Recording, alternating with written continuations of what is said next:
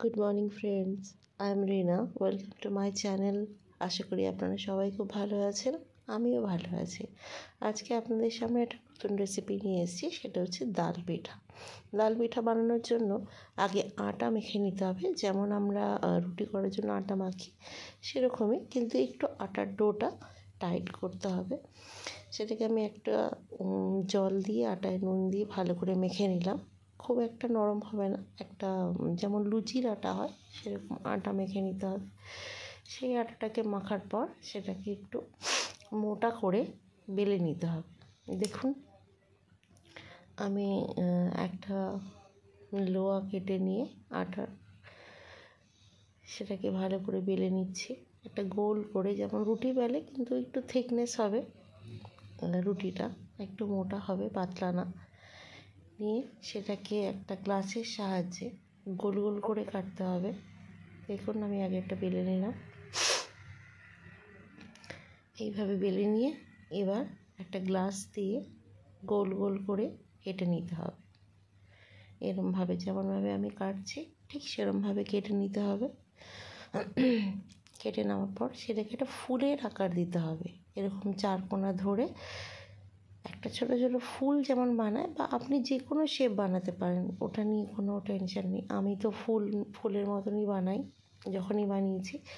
তো যে যার মতো শেপ দিতে পারে, তা আমার এই স্টার ফুলটাই বেশি ভালো লাগে, যার জন্য আমি এরকমভাবে 4টে ফুল বানিয়ে নেব।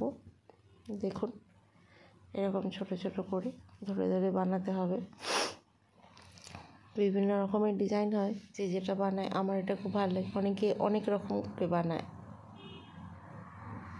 কেউ নিমকির মতো যে শেপ থাকে সেটাও বানায়, কেউ এরকম স্টার মতো বানায়, কেউ সিঙ্গারার মতো ছোটো ছোটো করে বানায়, যার যেটা ভালো লাগে। দেখুন, আমার সবগুলো মোটামুটি বানানো হয়ে গেছে, দেখতেই পাচ্ছেন। এরকমভাবে বানিয়ে নিতে হবে। দেখুন, এবার কড়ায় তেল দিয়ে তাতে জিরে ফোড়ন দিলাম, দিয়ে তার মধ্যে দিয়ে দিলাম পেঁয়াজ কুচি দিয়ে একটুখানি নেড়ে চেড়ে একটু নাড়তে হবে। নাড়াচাড়ার পর কাঁচা লঙ্কা দিয়ে দিলাম। দেওয়ার পর ওটাকে ভালো করে একটু ভাজা ভাজা করে নিতে হবে, বেশি লাল না, অল্প শ্যালো ফ্রাই করে নিতে হবে। তারপরে দিয়ে দেবো মুসুর ডালটাকে ধুয়ে নিয়েছি আমি, নিয়ে 100 গ্রামের মতো মুসুর ডাল দিয়ে দিলাম। দিয়ে এবার তাকে ভালো করে মেশাতে হবে, মানে পেঁয়াজের সাথে ভালো করে ভেজে নিতে হবে। ভেজে নেওয়ার পর তার মধ্যে দিয়ে দিলাম হলুদ গুঁড়ো, জিরে গুঁড়ো, ধনে গুঁড়ো, তার মধ্যে সামান্য কাশ্মীরি রেড চিলি পাউডার, সেটাও দিয়ে দিলাম। দিয়ে ভালো করে নাড়তে হবে। নেড়ে নিয়ে দেখুন, ডালটাকে ভালো করে ভেজে নিতে হবে, যাতে এই মশলাগুলোর কাঁচা গন্ধ না থাকে। এবার তার মধ্যে আমি জল অ্যাড করলাম। নুনটা আমি অ্যাড করে দিয়েছি, দেখাতে ভুলে গেছি আমি, সেটা নুনটা দেওয়া হয়ে গেছে। এবার ডালটা যখন ফুটে যাবে তার মধ্যে এই স্টারগুলো ছোটো ছোটো দিয়ে দিতে হবে। দেখুন, এইভাবে যখন ডালে ফুট চলে আসবে তখন এরকমভাবে দিয়ে দিতে হবে। দেখুন, একটা একটা করে যেমন আমি দিচ্ছি ঠিক সেরকমভাবেই দিয়ে দিতে হবে। খেতে কিন্তু ভীষণ ভালো লাগে, কারণ আমার খুব ভালো লাগে খেতে।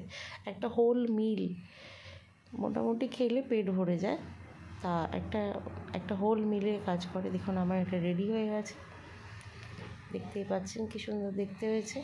আর একটুখানি দেখতে হয় যাতে এগুলো সেদ্ধ হয়ে যাবে, এই স্টারগুলো।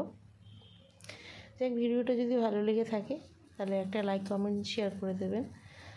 পুরো ভিডিওটা দেখার জন্য অশেষ ধন্যবাদ। Thanks for watching.